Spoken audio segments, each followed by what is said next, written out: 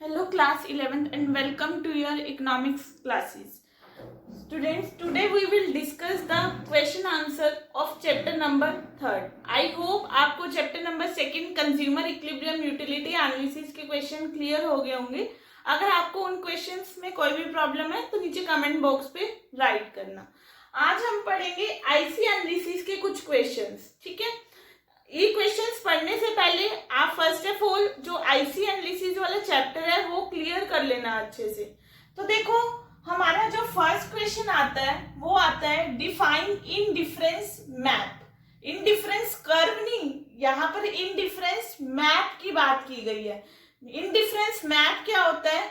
जो आपको मैंने करवाई थी एक assumption, higher the IC show higher level of satisfaction. ये इस एजम्पशन में हमने एक डायग्राम बनाया था. ये डायग्राम बनाया था जितने ज्यादा आईसी होते चल जाएंगे उतना सेटिस्फेक्शन लेवल भी क्या होता चला जाएगा, इंक्रीज होता चल जाएगा. तो ये होता है हमारा इनडिफरेंस मैप, ठीक है. वैसे तो देखो सिंपल क्वेश्चन भी आते हैं, इनडिफरेंस कर्व क्या होता है, ठीक है. मैंने आपको जो स्ट्रेट फॉरवर्ड क्वेश्चन नहीं आते वो यहाँ पर एक्सप्लेन कर रही हूँ. स्ट्रेट फॉरवर्ड तो जो मैंने चैप्टर में डिस्कस किए वो आप खुद भी कर लोगे. थोड़े चेंजिंग क्वेश्चंस वो मैं डिस्कस कर रही हूँ. देखो सेकंड क्वेश्चन आता है व्हाट इज बजट लाइन. ये तो बहुत सिंपल क्वेश्चन है. बजट लाइन क्या होता है? एक लाइन होती है जो दो गुड्स के बीच में क्या बताती है, कॉम्बिनेशन बताती है और दोनों गुड्स पे कंज्यूमर अपनी मतलब खर्चा करता है, ठीक है. और why it is downward sloping, ये जरूर आता है कि भी जो बजट लाइन होती है वो डाउनवर्ड स्लोपिंग की होती है. इस तरह बनाते हैं ना हम बजट लाइन, ये बजट लाइन होती है हमारी, तो ये डाउनवर्ड स्लोपिंग की होती है. देखो डाउनवर्ड स्लोपिंग इसलिए होती है अगर वो एक गुड पे ज्यादा से ज्यादा खर्चा कर रहा है तो दूसरे गुड की क्वांटिटी का उसको क्या करना पड़ेगा, सेक्रीफाइस करना पड़ेगा. इसी रीजन की वजह से बजट लाइन क्या होती है, स्लोप्स क्या होती है, डाउनवर्ड होती है. जैसे कि मैंने आपको एक शेड्यूल बनवाया था, उसमें वो अगर टॉफी की क्वांटिटी ज्यादा से ज्यादा खरीद रहा था तो चॉकलेट की क्वांटिटी क्या हो रही थी, कम हो रही थी, ठीक है. यानी कि एक गुड को ज्यादा से ज्यादा क्वांटिटी खरीदने के लिए उसे दूसरे गुड की सेक्रीफाइस करनी पड़ती है. तो इसलिए बजट लाइन क्या होती है, स्लोप्स डाउनवर्ड. नेक्स्ट क्वेश्चन आता है हमारा higher IC show higher level of satisfaction to the consumer. Explain the statement. इस स्टेटमेंट को एक्सप्लेन करो. जो कि मैंने आपको प्रॉपर्टी बताई थी higher IC show higher level of satisfaction, वो प्रॉपर्टी आपने इस क्वेश्चन में अच्छी तरह एक्सप्लेन करनी है क्योंकि ये 4 मार्क्स के पॉइंट ऑफ व्यू से आई हुई है. Also state the underlying assumption related to this property of IC. वो कह रहा था higher IC show higher level of satisfaction, मैंने आपको प्रॉपर्टी एक्सप्लेन की थी. वो कह रहे क्यों हायर आईसी जब होते चल जाते हैं सेटिस्फेक्शन लेवल बढ़ता चला जाता है. एक मैंने आपको एजम्पशन भी इसमें बताई थी, वो थी हमारी मोनोटोनिक प्रेफरेंस, ठीक है. तो उसी प्रॉपर्टी को अच्छे से 4 मार्क्स के पॉइंट ऑफ व्यू से एक्सप्लेन करना है. पॉइंट्स में ज्यादा आंसर दोगे वो ज्यादा बेटर रहेगा, पैराग्राफ में कम से कम आंसर देना. नेक्स्ट उसके बाद क्वेश्चन आता है a consumer consumes 2 goods X and Y. Consumer 2 good consume कर रहा है एक्स और वाई और दोनों गुड के प्राइस कितने हैं, both price at ₹2 per unit. If the consumer chooses a combination of 2 goods with MRS x or y equal to 2, is the consumer in equilibrium y or y not. जैसे हमने utility analysis का करा था इस तरह हम इसका भी करेंगे. देखो यहाँ पर कंज्यूमर 2 गुड कंज्यूम कर रहे हैं. हमारी पहले तो सिचुएशन देखो क्या होती है, एमआरएस एक्स और वाई इक्वल होने चाहिए, P X upon P Y के क्या होने चाहिए, इक्वल होने चाहिए. यहाँ पर एमआरएस एक्स और वाई कितने हैं, 2 और पी एक्स दोनों गुड के प्राइस कितने हैं, 2/2 कितना हो जाएगा, 1. अब इक्वल नहीं है, ये कौन सा ज्यादा है, यानी कि जो एमआरएस एक्स और वाई है वो क्या है, ज्यादा है P X upon P Y से.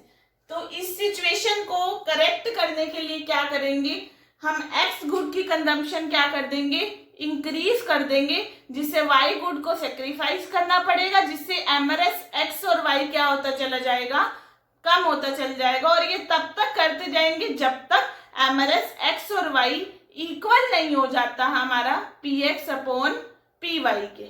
नेक्स्ट हमारा क्वेश्चन आता है, देखो, a consumer wants to consume 2 goods. Consumer 2 good consume करना चाहता है। The prices of goods are ₹4 and ₹5 respectively. ठीक है, उनके प्राइस भी हमें गिवन है। कंज्यूमर इनकम इज ₹20, इनकम भी हमें गिवन है।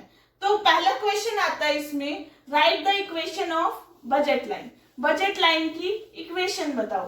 देखो, फर्स्ट क्वेश्चन का आंसर है हमारा, यहां पर बजट लाइन की इक्वेशन क्या होती है, P1 x1 plus P2 x2 equal to y। लेकिन ये आंसर नहीं रहेगा। देखो, उसने क्लियरली बोल दिया है प्राइजेस कितने हैं, 4 और 5, यानी कि 4x1 5 क्या हो जाएगा x2, इनकम कितनी है हमारी 20। तो ये है हमारी बजट लाइन की इक्वेशन। ये आंसर लिखोगे तो मार्क्स नहीं मिलेंगे। This one is the correct answer.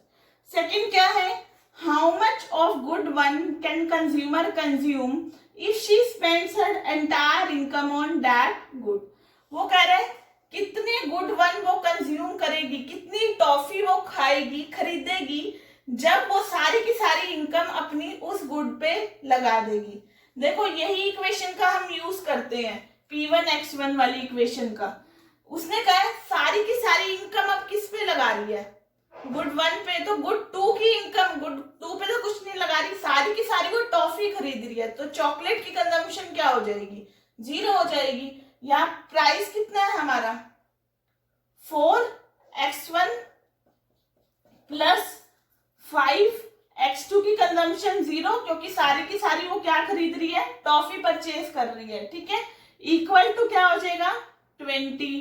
कितना आ जाएगा 4x1, यहाँ पर 5 इंटू 0 प्लस 0 इक्वल टू 20। तो 4x1 equal to 20, x1 equal to 20 divide by 4 कितना आ जाएगा हमारा 5।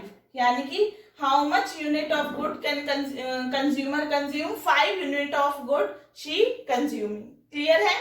नेक्स्ट आता है, what is the slope of budget line.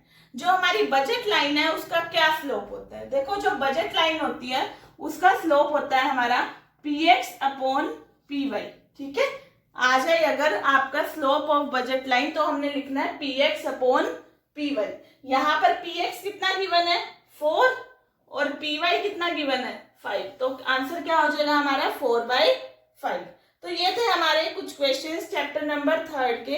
कुछ क्वेश्चन सिंपल फॉर्म में भी आते हैं, लाइक प्रॉपर्टीज। एक एक प्रॉपर्टी आपकी 3 मार्क्स में आ जाती है। ठीक है, एक क्वेश्चन और आता है आपका, डिफरेंस आ जाता है बजट सेट और बजट लाइन में। एक डिफरेंस आता है आपका बजट सेट और बजट लाइन में, क्या डिफरेंस होता है। देखो, जो आपने शेड्यूल बनाया था वो तो होता है हमारा बजट सेट। जो आपने डायग्राम बनाया था, एक लाइन बनाई थी, वो होता है हमारी बजट लाइन। और जो बजट सेट की इक्वेशन होती है वो होती है P1 x1 plus P2 x2 less than equal to y। ठीक है, और बजट लाइन की जो इक्वेशन होती है एग्जैक्टली इनकम के क्या होगी, इक्वल होगी। ये भी मेन डिफरेंस आता है बजट सेट और बजट लाइन में। और ये क्वेश्चन आपका बहुत ज्यादा इंपॉर्टेंट है, explain the condition of consumer equilibrium using budget line and IC analysis. यानी कि जो आपको लास्ट टॉपिक कराया गया था जिसमें 3 आईसी बनाए थे, ये क्वेश्चन बहुत इंपॉर्टेंट है। और इस क्वेश्चन में हिक्सन एनालिसिस के नेम से भी ये क्वेश्चन आ जाता है हमारा। सो आई होप आपको ये क्वेश्चन क्लियर हो गए होंगे। अगर आपको ये क्वेश्चन अच्छे से क्लियर है तो इसको अपनी नोटबुक पे नोट डाउन भी करना है। ठीक है, और क्वेश्चंस को बार बार पढ़ना है। मैंने पहले ही बोला है, क्वेश्चंस के क्लियरेंस के लिए आपको चैप्टर पढ़ना बहुत ज्यादा जरूरी है। Okay, thank you everyone.